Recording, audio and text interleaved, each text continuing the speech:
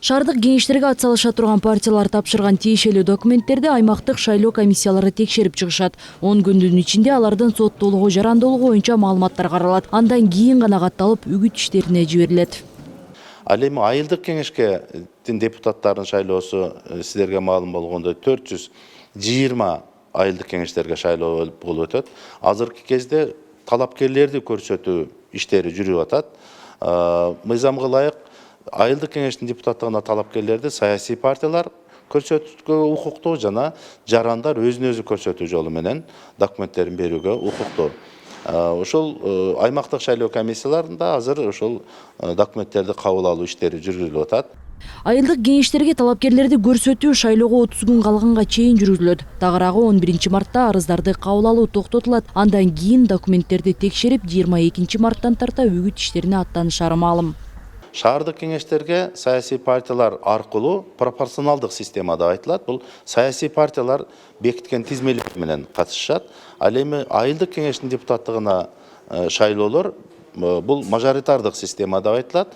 Башкача айтканда көп мандаттуу түзүлгөн көп мандаттуу шайлоо округунан талапкерлерди көрсөтүү жолу менен бул жерде шаардык кеңештин депутаттыгына катышып аткан саясий партиялар үчүн жарандар, шайлоочулар саясий партияны тандаса, ал эми айылдык кеңештин депутаттыгына талапкерлердин ар бирине ушул мандаттардын санына жараша шайлоочулар добуш беришет. 11 апрелде өтө турган жергиликтүү кеңештерге шайлоо былтыркы парламенттик добуш берүүдөгү көрүнүштөрдүн уландысы болуп бараткандай дешет жарандык активисттер. Себеби парламентаризмдин идеяларын тескери түшүнүп, саясий партиялар кадирисе бизнес жасоого өтүп алышты.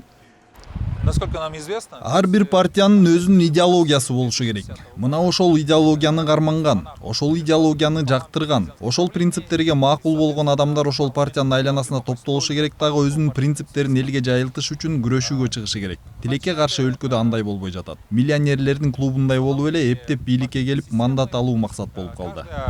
партия Дал ушул идеологиянын жоктугунан саясатчылар партиядан партияга секирип жатышат. Партияларга акчасы барлар кирип отуруп, эл өкүлдөрүнүн көбү өз кызыкчылыгын ойлоп калышты. Аларды ирлештирип, партиялык принципти калыптандырбаса, мындай көрүнүш кайталана берет.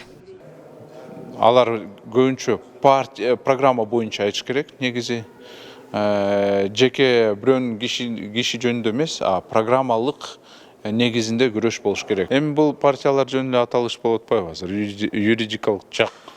Ошон үчүн бүгүн башка партияда, эртең башка партиядан деп ушундай жүрүшөт да көбүнчө. Ал Тургай бир калаанын ресурсун кенен колдонууну көздөп, бирден гана шаарларга шайлоого катышып келишет. Мисалы, алдыдагы шаардык кеңештерге шайлоого 25 саясий партия бирден гана шаарга катышуу ниетин билдирген. Бишкекте чоң ресурстар жатат. Бюджет городской бар. Ошол жерден берде жер талаштар бар.